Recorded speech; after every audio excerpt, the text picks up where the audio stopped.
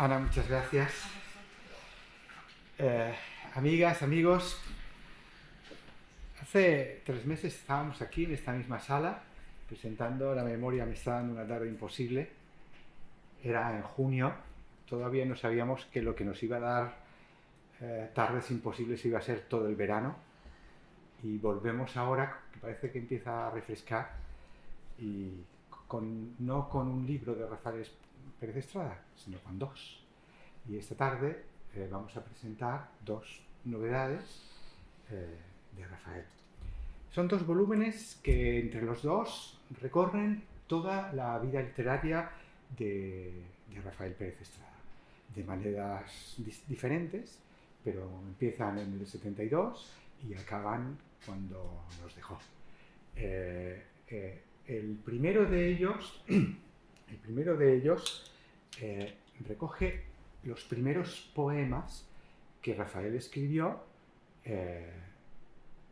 a partir de 1972 hasta 1985. Y el segundo recoge las cartas que me fue escribiendo desde 1986 hasta el final de sus días. Por lo tanto, abarcan todo el ámbito de la vida literaria de Rafael Pérez Estrada. Yo conocí a Rafael Pérez Estrada justo en el epicentro de este ámbito temporal que hemos trazado. Cuando acababa lo que la antología Reúne, y claro, cuando empezó la correspondencia con él. Yo acompañé toda la época de madurez creativa de Rafael, y de hecho, la mayor parte de los libros que fue publicando me los entregaba él, firmados por él, dibujados por él, pero nunca me regaló ningún libro de la primera parte. Pero en secreto yo iba poco a poco reuniendo los libros que forman parte de esta antología. Lo fui encontrando en libreros de viejo, lo fui encontrando aquí en Málaga, todavía se encontraba con mucha facilidad. Y él no le gustaba mucho que yo fuese comprando esos libros, porque él estaba muy satisfecho del estilo y del mundo que había empezado a desarrollar a partir de 1985.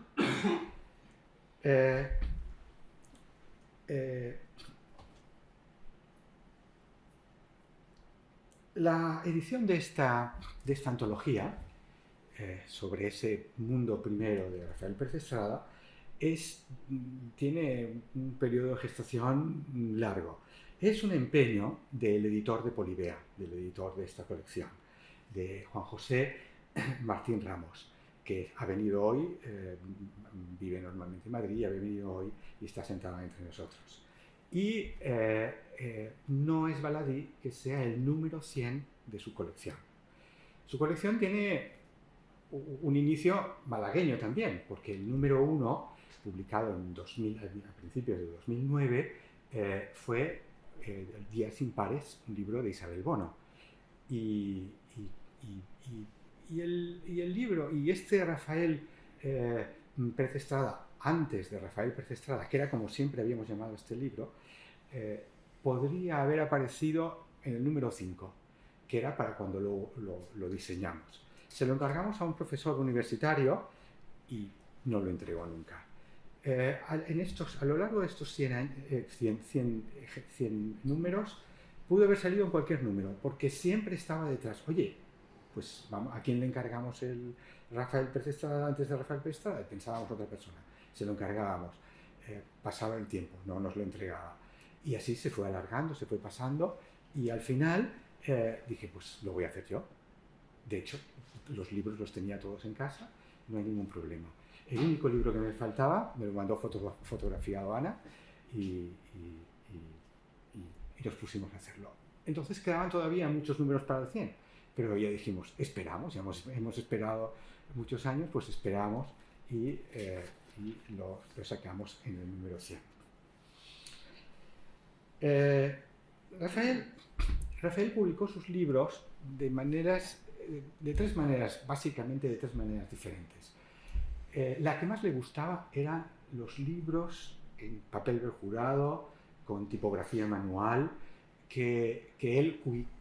cuyas pruebas cuidaba él primorosamente y que mandaba editar, y algunos de sus libros preferidos, el libro de Horas, El jardín de unicornio, El bestiario de Livermore, fueron libros que editó el propio Rafael en ediciones mínimas, a su gusto, en volúmenes de tamaño grande, y ediciones maravillosas.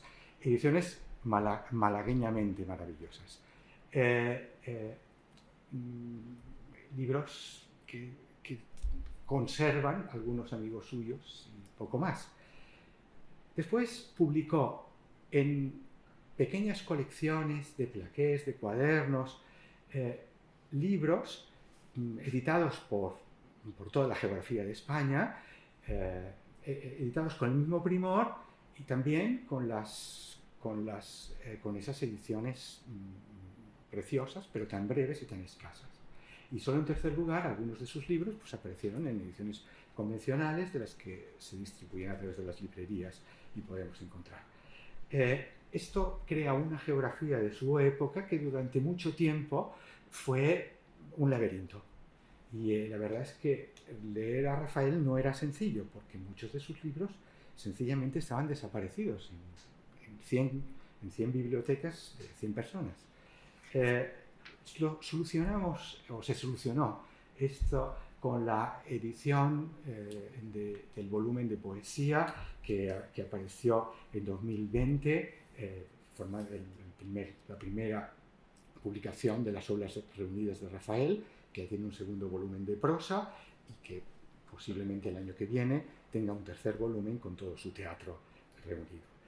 A partir de aquí, todo el Rafael escrito, o sea, cuando estén en esos tres volúmenes ya publicados, cuando se complete con el tercero, todo lo que escribió a partir de 1985, que es la época madura, la época que se reconoce como el estilo de Rafael, la época Rafael Prestediana por excelencia, estará publicado. Ya no habrá que buscarlo en los recovecos de los libreros de antiguo y se habrá completado. Pero quedaban lo que escribió antes del 85. Y bueno, la poesía que escribió antes del 85, pues va a quedar reflejada en esta antología. Es una antología que reúne 138, Rafael escribió 138 poemas en esos años, desde el 72 hasta el 85. Y poemas a veces muy extensos, escribió unos cuantos poemas de varios cientos de versos. La mayoría eran poemas moderadamente extensos, entre 20 y 60 versos, y también escribió algunos, no muchos, reducidos, menores de 20 versos. Esta antología reúne 80, creo que lo tengo apuntado, pero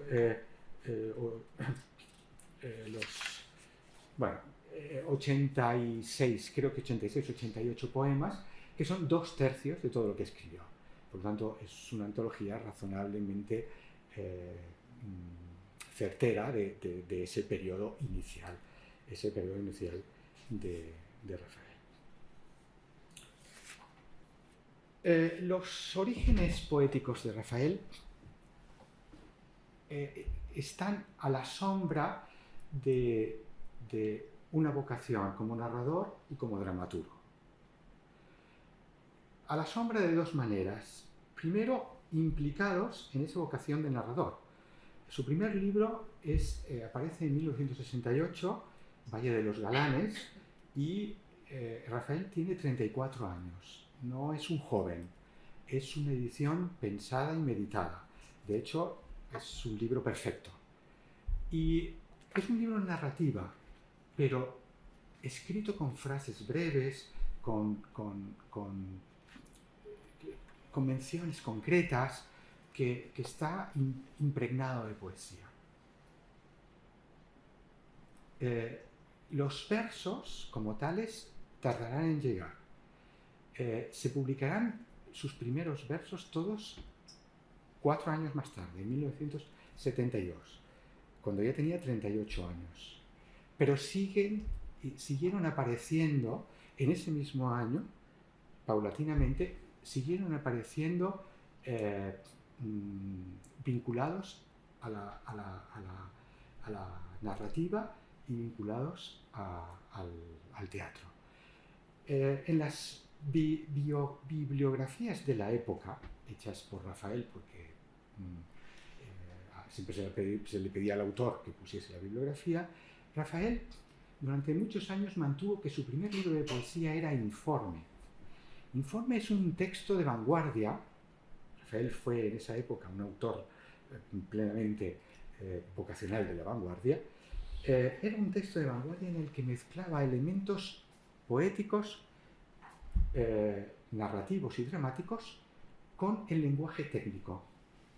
De hecho, es lo que más se parece a una instalación verbal o una performance textual, porque es como un informe policial literario.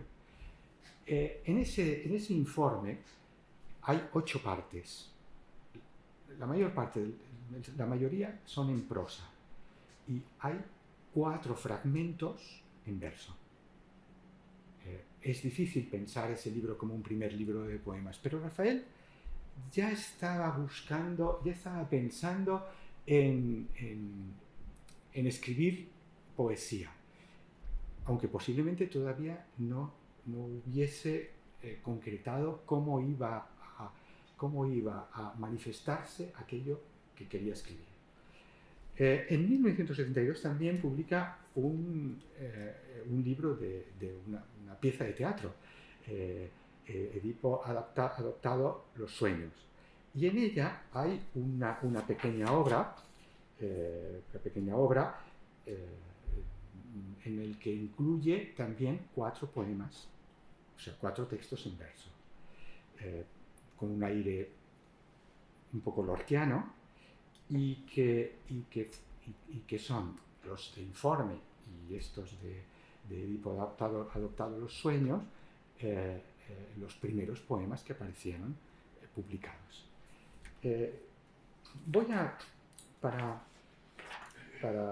Para ilustrar esta parte, leeré algunos poemas de la antología.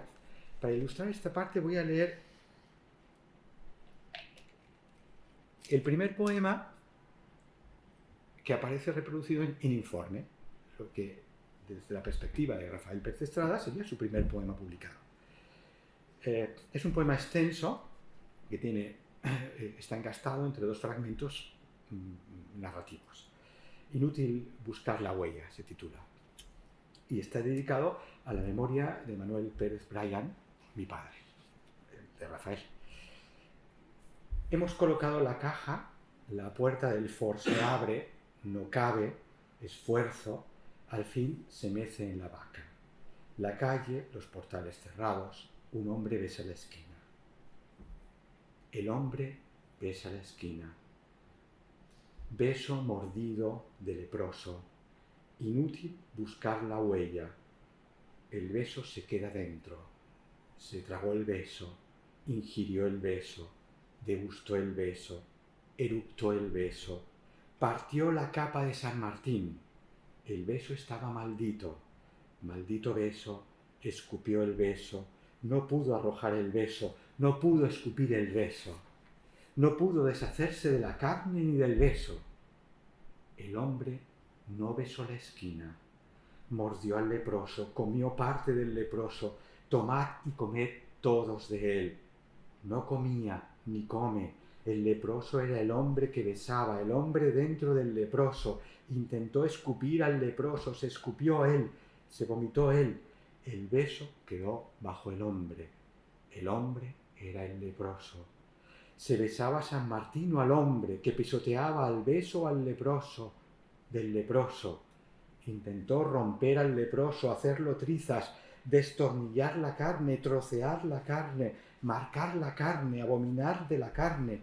Tiró el leproso a la papelera, pasó y arrojó una cerilla, la cerilla quemó al leproso. Nada quedó del leproso, buscó las cenizas del leproso.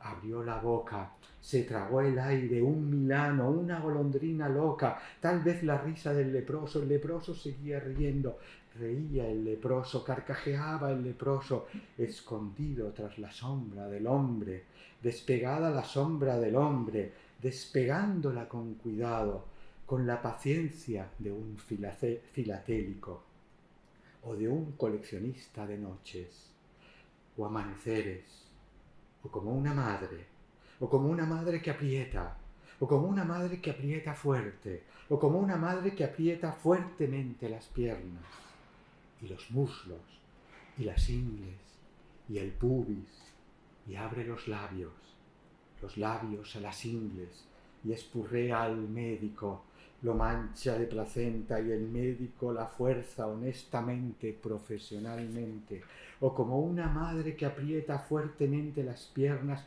y no deja salir, no quiere que salga, no respira y no respira, respira, como una madre que se tapona el sexo y queda un espacio en blanco y retorna al útero o a un tarro de alcohol y a todo lo llama esperanza, o como la madre absurdamente obstinada, cómplice, encubridora, autora, coautora, delatora, o como una madre que se niega, o como una madre que aprieta, como una madre que aprieta fuerte, o como una madre que aprieta fuertemente las piernas, o como una madre que se tapona cruelmente el sexo y espurrea al médico y lo mancha de placenta y mancha al médico, o como la madre que se introduce la mano y tira hacia dentro del cordón, o como la sombra del hombre del beso que besó el beso maldito, que despegó la sombra, que destrozó la sombra y quedó muerto sobre la mitad derecha,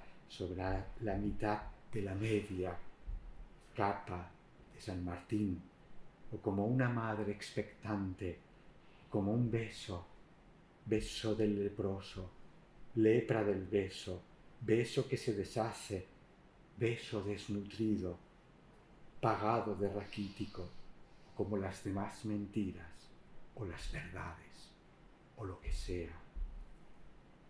El tiempo se difiere en cuanto a kilómetros. Se pregunta si la caja está debidamente asegurada e insiste en la pregunta.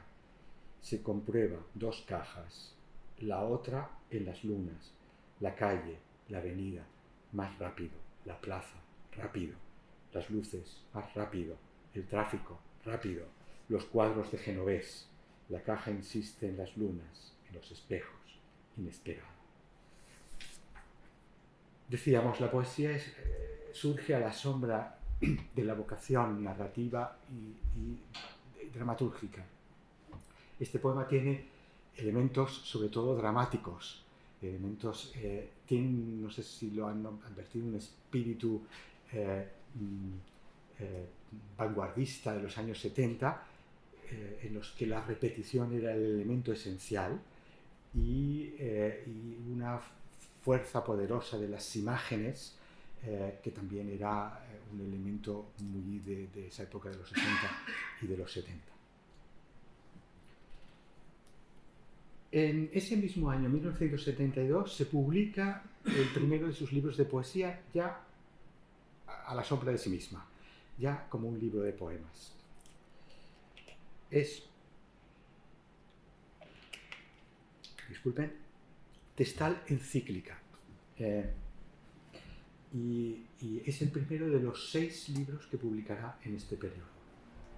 Se publica en las ediciones de Ángel Cafarena que también eran de una edición brevísima, muy cuidada, con papel, tipografía, en fin, las ediciones que eran para Rafael el modelo de edición en el que le gustaba ver sus libros editados. Para su primera poesía ya autónoma, abandona todos los elementos dramáticos de escenificación, como este poema que hemos leído, y todos los elementos narrativos, y da un giro hacia la oscuridad, hacia el hermetismo, hacia una escritura en clave barroca, para la que crea imágenes, metáforas, términos inesperados, para que con la misma pretensión que el barroco clásico español, de oscurecer la dicción, de oscurecer el mundo que albergan. El mundo que albergan, sobre todo estos primeros libros, aparece detrás como destellos y fulgores. Es el amor erótico. Es lo que podríamos decir el asombro y la incandescencia emocional por el amor erótico, por el acto de amor. Que va apareciendo con pequeños destellos, en una poesía casi escrita en clave. Hoy a veces nos parece distante por su hermetismo, pero el acostumbrarnos a él ofrece algunos regalos. Voy a leer un poema de este primer libro de Rafael. ¿Cómo hacer de la carne, del labio, el labio, de desgarrarse en otro cuerpo al sinsabor de manos que vuelan persiguiendo la línea y que yertas se quedan a impreciso recuerdo? Y no. Repetirse en la imposible forma de las formas opuestas, convenir en un punto, en un albor distinto, y no sentir que boca toda es labio, que la tiene, que el mentón se opone al copular del todo y la nariz, que el jadear se coge tan solo de la mano del jadear prestado. Y sí, qué imprecisa es la mancha del sudor y la cargada niebla de los cuerpos. Tampoco. ¿Dónde alentar cisterna en que verter la unidad que se hizo? Cuando ya ni recuerdes con precisión exacta, sí, equivocada, la mano se persigue a sí misma, o acaso, si el recuerdo engaña la ansiedad de este sexo que se desgrana solo, no. Mentira el abrazarse, pues el sentir aproximando el cuerpo solo te da un detalle. ¿Acaso la esparcida inquietud del grito que no vuela, que se te arroja dentro para inútilmente olvidar, escribiendo estas cosas, los poros que no fueron caricias? Hay muchos giros verbales que recuerdan el mundo ungorino, el mundo del barroco, del culturalismo andaluz sobre todo.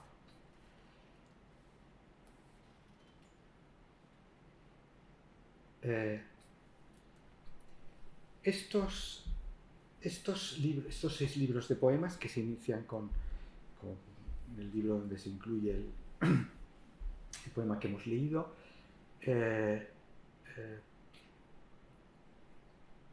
podríamos preguntarnos en qué se diferencian del Rafael al que estamos más habituados, porque lo hemos leído más próximamente, porque lo tenemos más cerca, porque es el que le hemos conocido en las lecturas de los últimos años.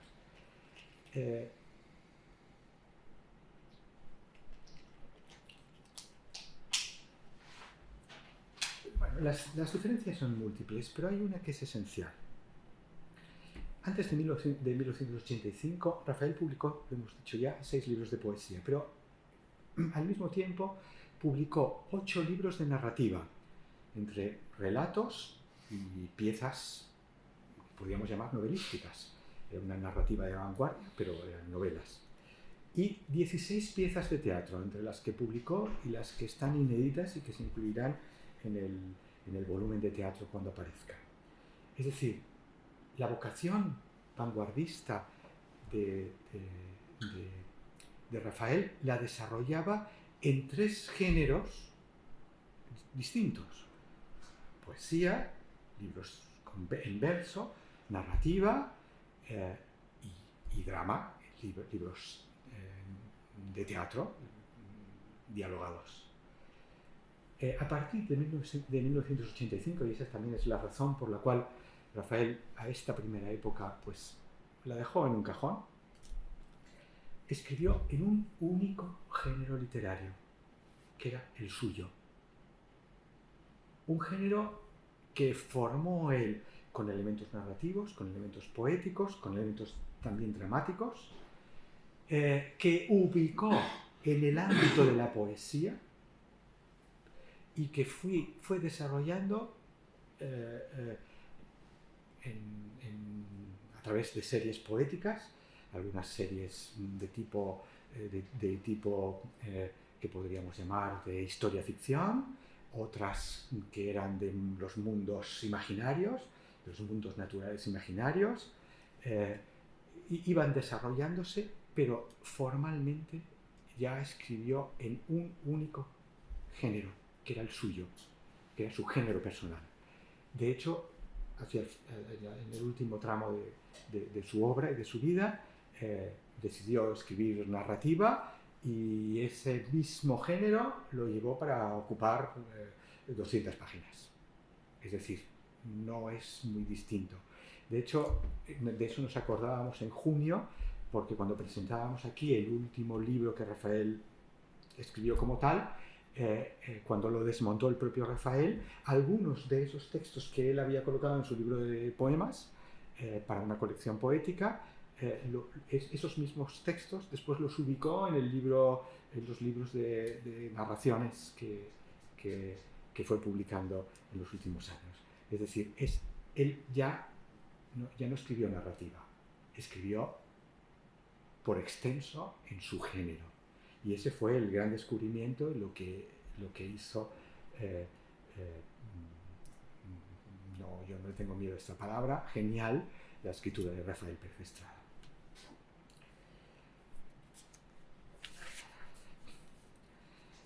Al inicio de los años 80, donde publicó algunos libros ya de modo más convencional, tanto en cuadernillos que le publicaron en algunas colecciones que existían, como 2 volúmenes que aparecieron en 2 colecciones de poesía que entonces, en los años 80, eran de uso corriente. Ambas, sobre todo estos 2 volúmenes que publicó en estas colecciones, ambos con muchas páginas y muchos poemas. En esta época, Rafael sufre una nueva transformación.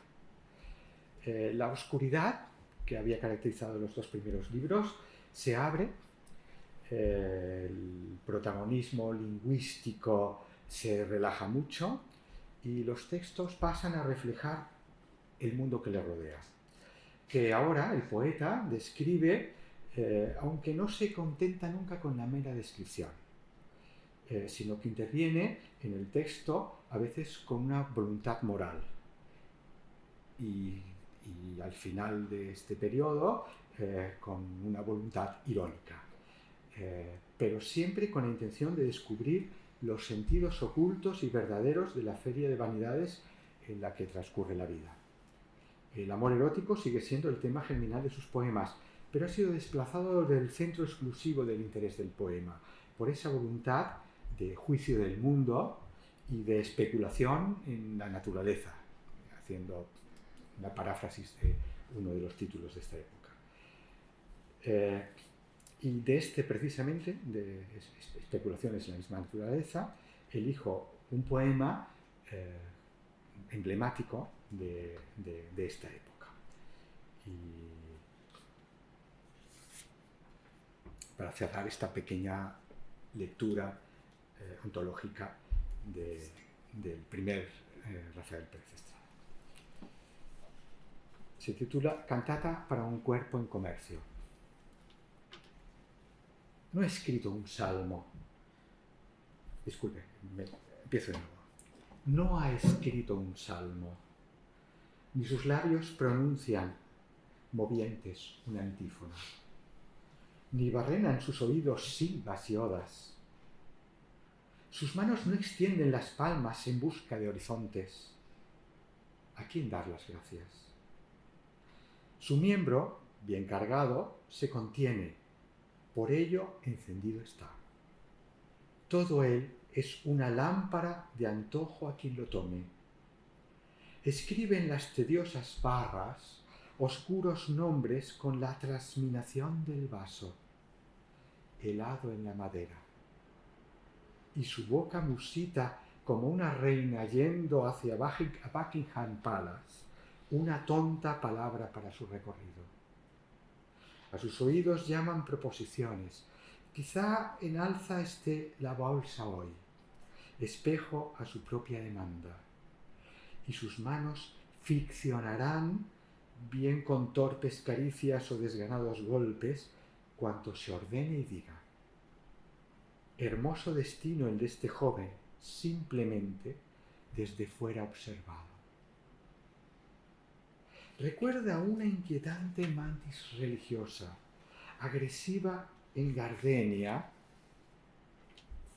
y su interior se llena de escasos pensamientos, nada claros como los sueños de un psiquiatra, como una cinta sin grabar, como un cassette muerto. Así y mucho más está.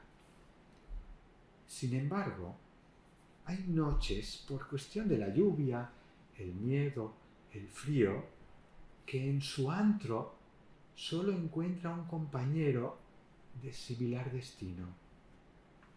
A veces, en estas situaciones, mi canción ya no es válida, pues ambos se convierten en gente bien distinta. Quizás, eso sí, discutan quién le dará cobijo a quién, mas de cierto en nada competitivo, ni comercial, ni mercantil. Repito, lo anterior ya no es válido y merezca tacharse. Un amanecer les tomará distintamente unidos. En este poema ya está el léxico más relajado, la descripción y hay una descripción y el mismo poeta que corrige esa descripción. Lo que está viendo también tiene un mundo por detrás de emociones personales que a veces no se ve en la fachada. Y este Rafael moral, que trata de dar un valor moral a lo que ve y a lo que vive, moral en sentido de cómo ordenamos por dentro nosotros los valores del mundo, este valor y este valor moral dan un gran interés a este periodo de Rafael último. A partir de estos poemas, en 1985 publica el libro de Horas y a partir de ahí Conspiraciones y Conspiraciones y Conjuras, se me había ido la palabra, y a partir de ahí empieza en ebullición un mundo en el que lo que se escribe y lo que se dice van íntimamente relacionados unidos. Y bueno, esta era lo que quería explicarles esta tarde sobre el primero de los dos libros que presentamos, que es la antología de este primer Rafael, este Rafael antes de Rafael. Y ahora Jesús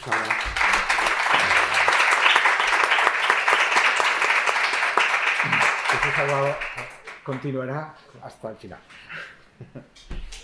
Bueno, la verdad es que impresiona este Rafael antes de Rafael, y bueno, me va a perdonar José Ángel, pero nunca le he visto leer también poemas, ¿verdad, Marisol? O sea, yo creo que se motiva esto. El título de la correspondencia... Sí, no, es que Rafael le mejora. Es como si Rafael se ve en el terreno. Bueno, es justo ese el secreto de por qué esta correspondencia entre ellos dos es un libro fascinante. Yo he leído muchas correspondencias de escritores y casi siempre salgo decepcionado porque, excepto en algún momento de brillantez argumental o metafórica, etcétera, se limitan a intercambiar información sobre detalles del mundo intelectual o del mundo cotidiano. Aquí también hay muchos detalles de ambos mundos, pero esta correspondencia está hecha no solo por dos amigos que se quieren y se admiran mucho, sino por dos personas que desde el principio, de una manera implícita, pero que se deduce de la lectura de las cartas, saben que se van a potenciar mutuamente, que van a crecer juntos, que van a mejorarse comentando, leyendo y simplemente siendo amigos. El Rafael de las cartas, que es la primera parte del libro, es el Rafael que conocimos todos. Una persona llena de fuerza imaginativa, llena de emoción, una persona excesiva en el buen sentido, alguien que excede los límites de lo real y le da otro estatuto a la vida, le da otra emoción a la vida. No en vano se llama el libro Práctica de la Emoción, porque si algo buscaba Rafael por detrás y por delante de ese universo enormemente ingenioso e imaginativo, era producir emoción. Decía que se potenciaban mutuamente. Al final de la correspondencia de José Ángel, le dice José Ángel a Rafael, necesitas exégetas. Bueno, José Ángel desde el principio, insisto, también se ve en la correspondencia, fue el exégeta que necesitaba Rafael. Fue la persona que no solamente le fue contando cómo eran sus libros, sino que le fue señalando implícitamente un camino a seguir. Yo creo que Rafael hubiera sido o hubiera evolucionado de otra manera si no hubiera tenido cerca a la persona inteligente, gran lector, yo creo que es el mejor lector que yo conozca, uno de los mejores, que fue José Ángel con él. En la correspondencia de José Ángel hay muchos fragmentos y es una pena, él no lo ha dicho, la mayor parte de las cartas de José Ángel no se han publicado porque están en el legado, pero no las tiene él. Y como hay un tiempo, creo que fue los 25 años, que se puedan usar esas cartas, pero bueno, hay muchas cartas de José Ángel que no conserva José Ángel, pero en las que sí se conservan, ya que aparecen en el libro, hay las mejores lecturas que yo haya leído jamás de libros concretos y de obras concretas de Rafael. Con tanta valentía, además, que incluso se permite hacerle críticas. Por ejemplo, en Ulises o Libro a la Distancia, todas las primeras páginas, José Ángel le argumenta que no están a la altura de las que le siguen y se lo explica de tal manera que estoy seguro que Rafael le entendió y que Rafael le atendió para futuros libros. En la parte de la correspondencia de Rafael, luego si nos da tiempo elegiremos algunos fragmentos para leer, es muy emotiva porque se ve por muchos detalles hasta qué punto quería a José Ángel. Es la correspondencia de dos personas que se querían muchísimo, que se respetaban muchísimo y, como decía antes, que aprendían mutuamente. De hecho, muy al principio de la correspondencia, Rafael dice, y el literal, después del sexo, lo más importante que me ha pasado en la vida son tus cartas. Yo esto no me acordaba, yo hubiera puesto una faja publicitaria en el libro para decirlo, ¿no? Luego, claro, lo querido, queridísimo constantemente, pero de repente dice, querido príncipe, querido bichito de luz, ¿no? Hay muchas complicidades de este tipo. Rafael se desnuda también en lo que a sus inquietudes literarias y personales se refiere a lo largo del libro. Habla de personas, de muchas personas, pero para mí lo importante no es esto. Para mí lo importante es que todas esas personas están al servicio siempre de una situación, de una idea, de una imagen. Son personas que también utiliza para crecer. Por ejemplo, cuando habla de Carlos Edmundo de Ori y descubre en él su propio delirio. O sea, él descubre en Carlos Edmundo de Ori su delirio, le cuenta sueños. Y también otra cosa muy importante, que luego también si nos da tiempo me gustaría que leyéramos un fragmento, la preocupación constante de Rafael entre los dos Rafael, el Rafael abogado y el Rafael poeta. Y cómo el Rafael abogado le robaba tiempo, le robaba energía, le robaba ganas al Rafael poeta. Eso lo analiza muy bien Rafael en varias cartas. Le cuenta sueños maravillosos. De repente también se pone a hacer breverías de las suyas, estos aforismos imaginativos en medio de una carta. Están llenas de dibujos, no hemos podido reproducir todos, pero algunos salen.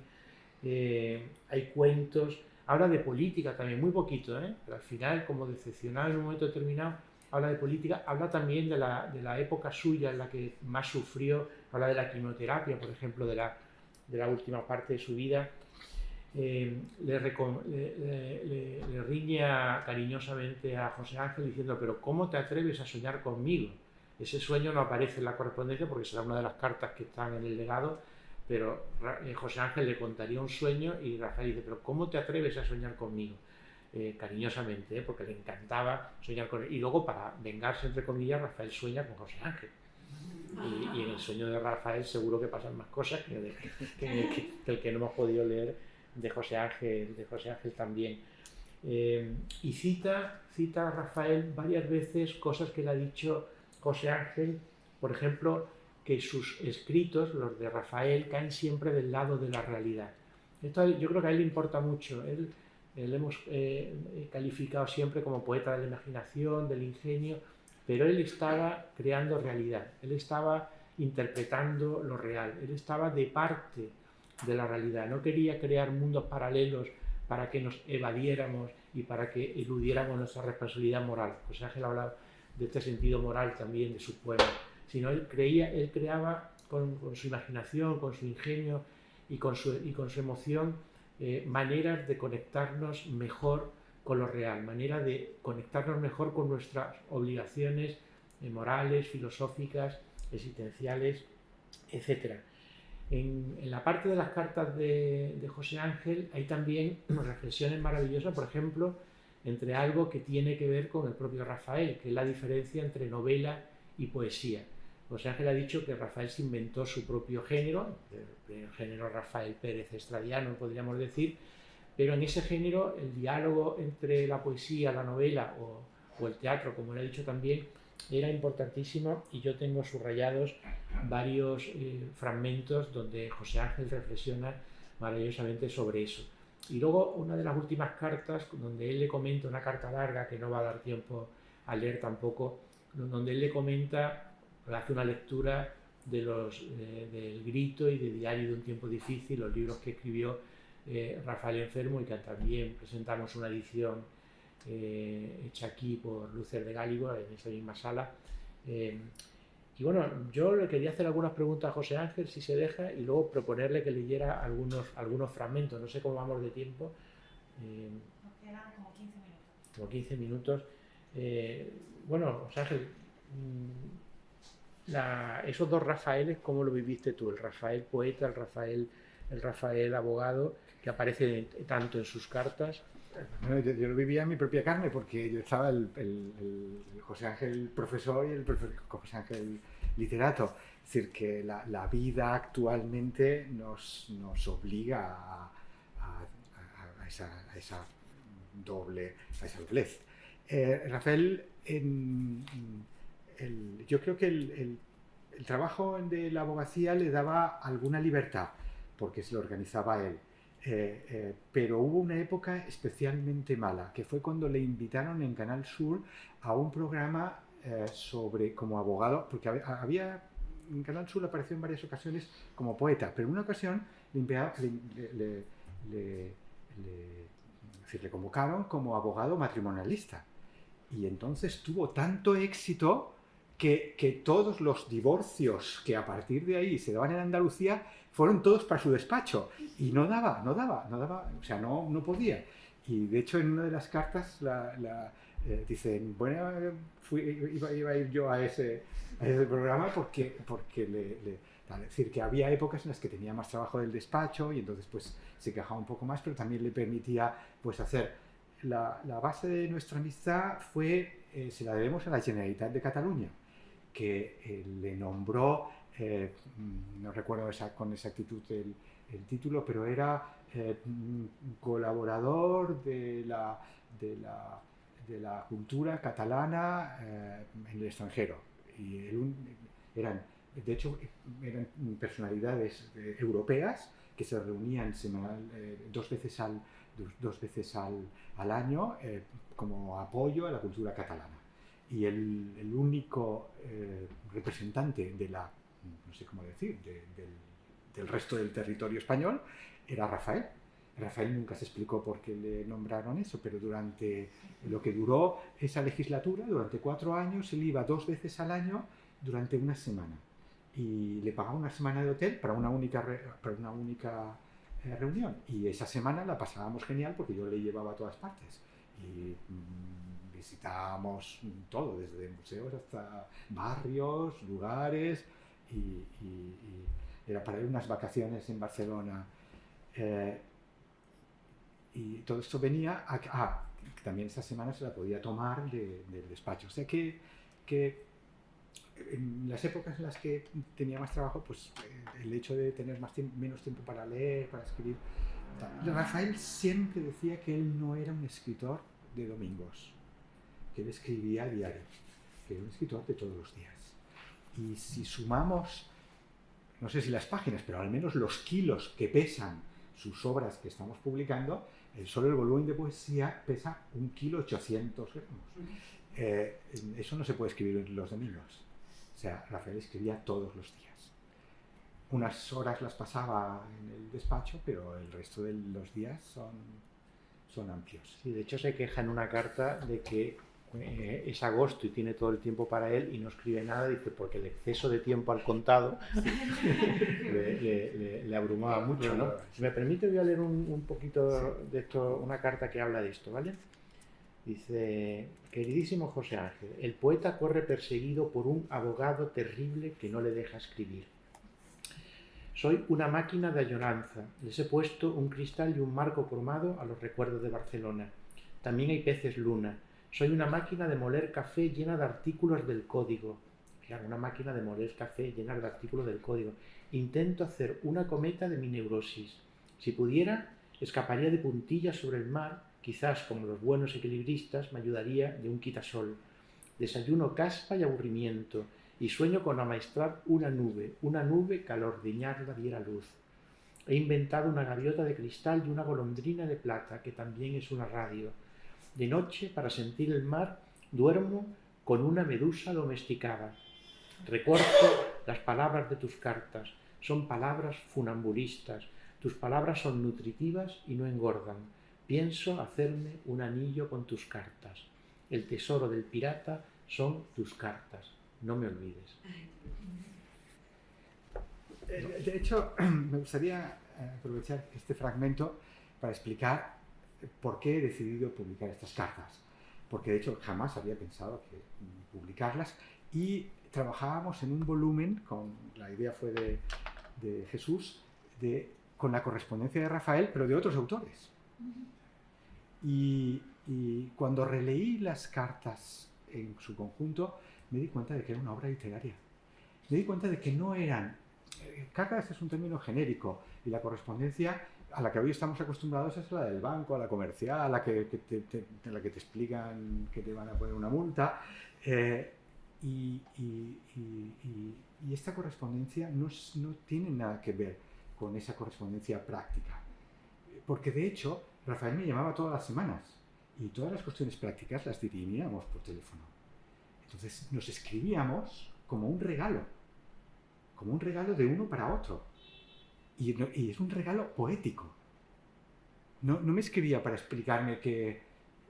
Me escribía para explicar estados de ánimo, pero que eran estados de lenguaje, igual que los poemas. Y se escribían para un lector, que era el que estaba al otro lado de la correspondencia. Yo escribía para Rafael cartas también muy extensas, y Rafael escribía para que yo las leyese, que forma parte del germen de la literatura, que es alguien que escribe algo para que otra persona, la conozca o no, lo lea. Sin esa otra persona, la literatura es coja. No... Y entonces eran cartas literarias de la primera a la última, escritas como se escribe un poema, pero con una virtud, que no las pensaba. Porque Rafael, toda su obra literaria es una obra meditada, escrita, corregida. Las escribía a vuela pluma. Casi todas son manuscritas. De hecho, hay alguna en el que, como yo siempre le escribía, porque somos de dos generaciones diferentes, yo no sé escribir a mano. Entonces, siempre le escribía a máquina, dactilografiadas. Entonces, alguna me decía, bueno, igual piensas que yo no sé escribir a máquina. Entonces me escribía alguna máquina y siempre me decía, lo paso fatal escribiendo a máquina. Y digo, no. Y entonces, como estaban escritas en primera, podríamos decir, como el aceite, ¿no? En primera prensa, está el Rafael que conocimos todos. Es el Rafael oral. El Rafael brillante, ingenioso, irónico, divertido, perspicaz. Rafael que cuando había un grupo de personas, él era el director de orquesta. Esa capacidad que tenía para decir siempre la palabra justa, exacta, la mención, está ahí en esas cartas. Y ese Rafael, a veces nosotros lo hemos comentado, lo echamos de menos.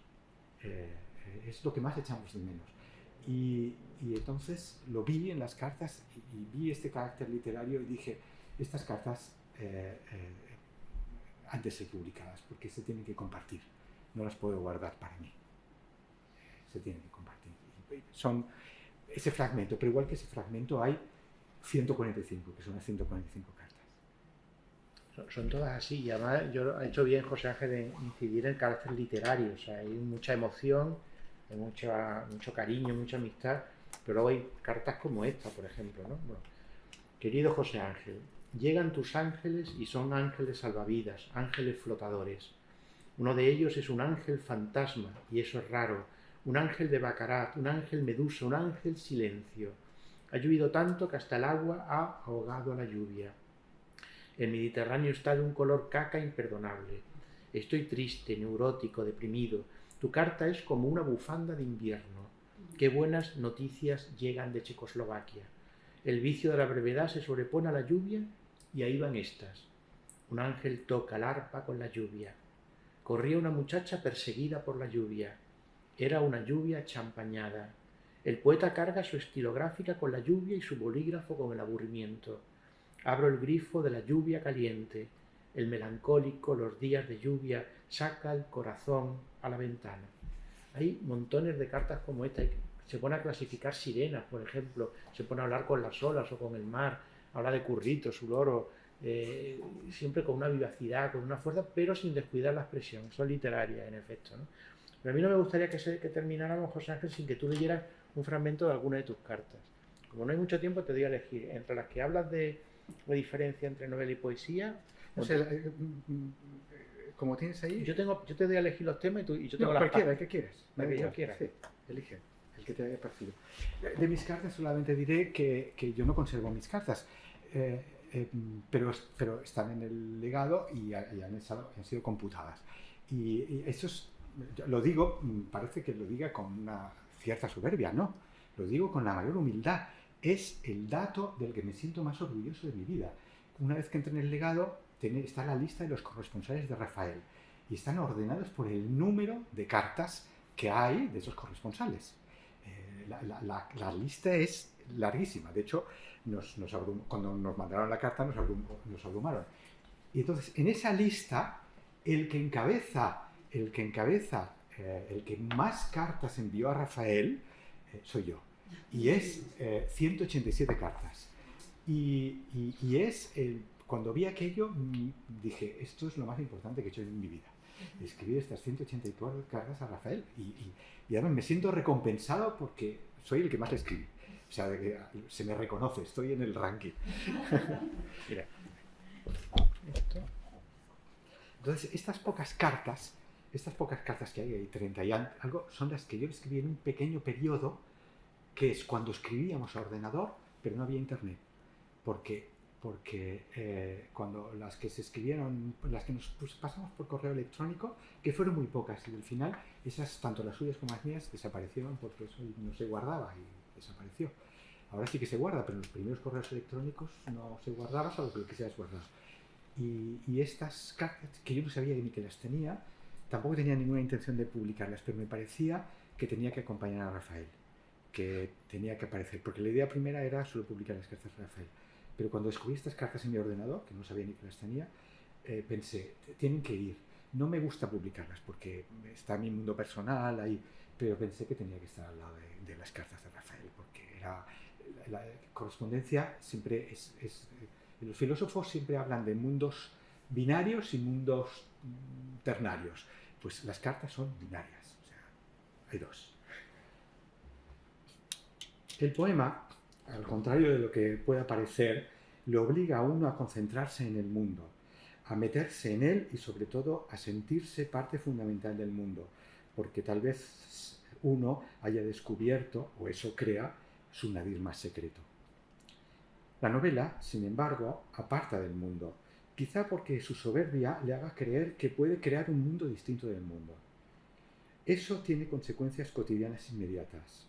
Como poeta, creo, he sido una persona amable, atenta y hasta simpática. Pero ahora, la narrativa me ha cambiado el carácter. Ciertos días solo, no cuando te escribo. Como novelista me veo antipático, reservado. Sobre todo porque, como novelista, noto que me importa todo un bledo salvo mi argumento y mis personajes. Creo que era más feliz como poeta.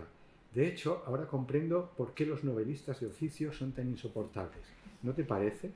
Menos mal que nosotros siempre seremos poetas en camisa de 11 varas, o de 12, como las constelaciones celestes.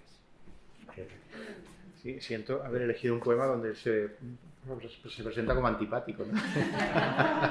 Bueno, era una época en la que yo también escribí novela y entonces hablábamos de estas cosas. Bueno, yo creo que... Pues, déjame el libro. Tengo que leer una cosa que no me había fijado, pero que hojeando el libro aquí esta mañana, o sea, esta tarde lo he visto. Y yo no estoy seguro de que la última carta de Rafael, de abril del 20, sea la última. Es posible que en ese mes, del 4 de abril, en ese mes, nos escribiésemos alguna más por correo electrónico que no se ha conservado. Pero a veces las cosas que se conservan, ¿qué es lo que he visto yo? ¿O era la mía?